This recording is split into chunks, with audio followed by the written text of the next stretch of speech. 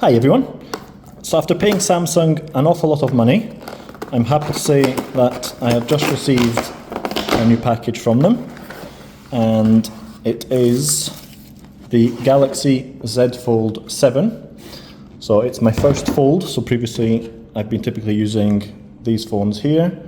So this is the S23. So I thought this time I would go for a fold phone to see what's it all about. So let's check it out together. So I'll just get this opened up.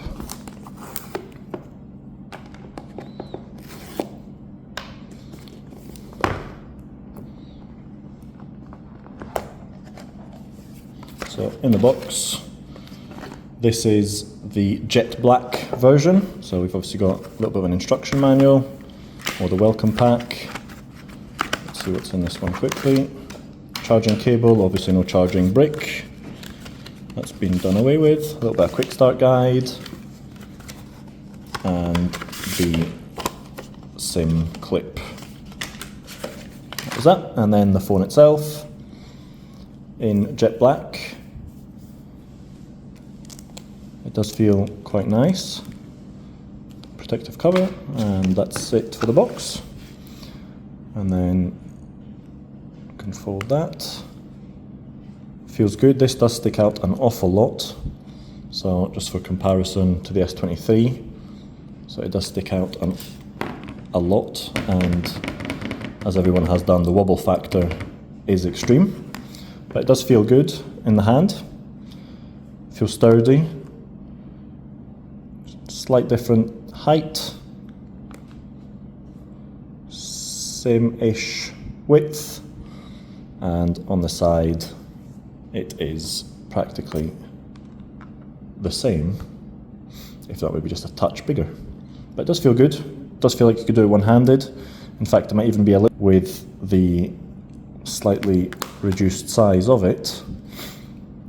But it does feel good. So we'll get that one switched on.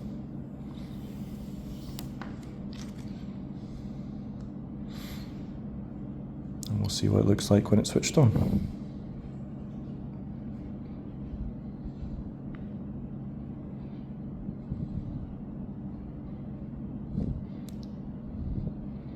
Took a little bit of time to open and close.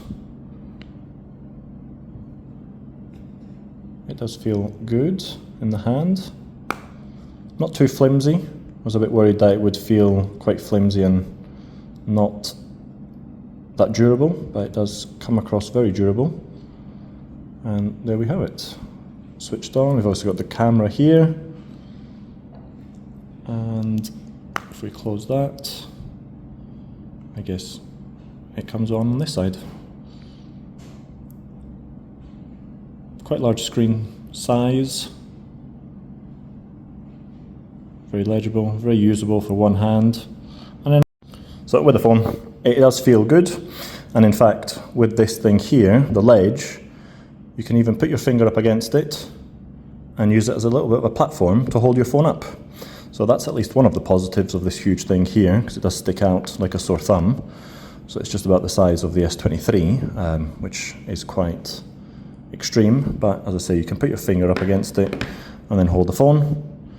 And what I'll do is I will set up the phone, and I'll do another video. And with the phone opened up, you can see it is very thin indeed on all sides. Not too worried about screen pressing.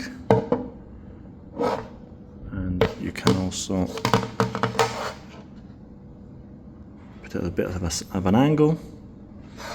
As a book as well if you want to. And it does seem to be very good. So I'm quite happy with the overall feel of it. And I shall get it set up and we'll see how we go. So on the phone, what we've got is a USB-C port at the bottom. And that's really it.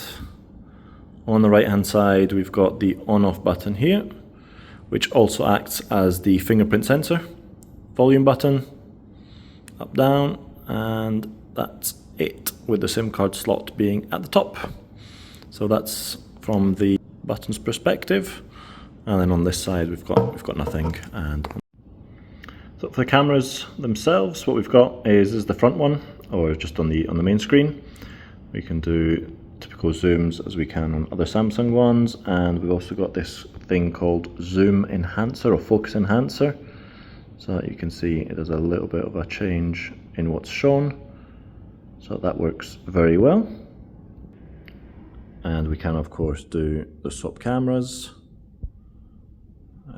Choose which color, let's just do natural. So that works like that. And with the inside camera, so with the phone opened up, we've now obviously got a bigger image. We can do the zoom focus enhancer on and off. And then we can also swap the camera type to be the selfie camera here. And the quality of the camera itself is very good, as you can see here. And we can even zoom in a little bit. Let's try that. Zoom in a little bit more to the watch. So it does work very well. And what we'll try and do as well is zoom in. See if I can manage to do this.